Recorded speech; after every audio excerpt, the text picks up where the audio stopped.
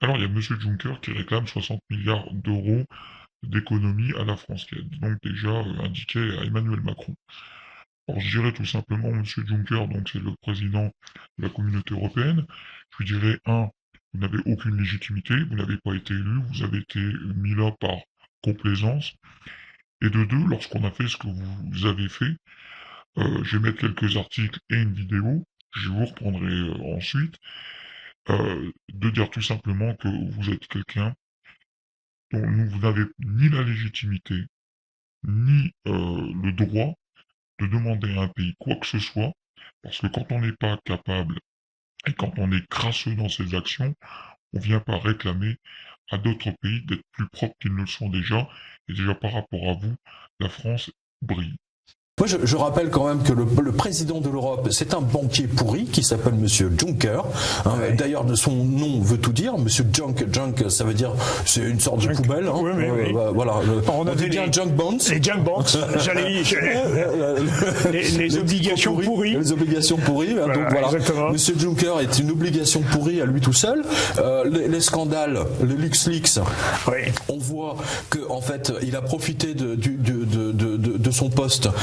Pour favoriser exclusivement les multinationales américaines, Facebook, Amazon, etc. Oui. Toutes ont leur siège au Luxembourg et elles payent encore moins d'impôts que si c'était une société luxembourgeoise classique. C'est quand même absolument incroyable. Quoi. C'est vraiment la blanchisseuse, la lessiveuse au service des multinationales américaines. Voilà qui est le président de l'Europe. Voilà. Monsieur Juncker est le président de la Commission européenne. Ce type-là est un voyou, un mafieux, je confirme, un bandit. Pourquoi? Moi, je sais pas, je suis pas au courant, je suis pas économiste, etc. Je voudrais avoir des réponses. Cet homme-là, il a été élu après avoir été, je sais pas combien, 11 ans ou 18 ans, Premier ministre du Luxembourg. Pendant son mandat, il a signé des deals avec toutes les grandes sociétés multinationales qui opèrent sur le terrain européen. Il a passé ce deal avec à peu près, je crois, 350, les chiffres sont peut-être pas exacts, mais c'est l'ordre de grandeur, leur permettant de ne pas payer les impôts dans les pays où ils opèrent. À côté de chez nous, moi je suis du 91, Ikea en est un exemple. Bon, Ikea sur toute la France, c'est pas 91, bien sûr. Moi, je ne comprends pas comment il n'y a pas eu de campagne à ce jour contre ce grand mafieux.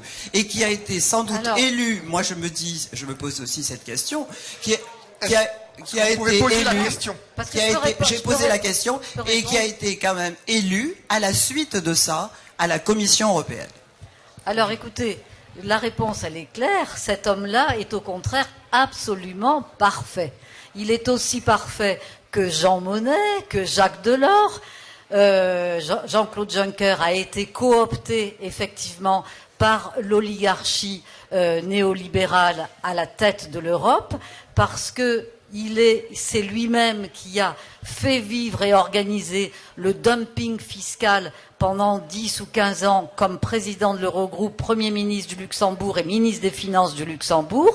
Il représente les intérêts, la synthèse des intérêts de l'oligarchie de manière absolument parfaite. Et donc, vous vous étonnez parce que vous y mettez des valeurs morales, vous ne pouvez pas croire que c'est possible.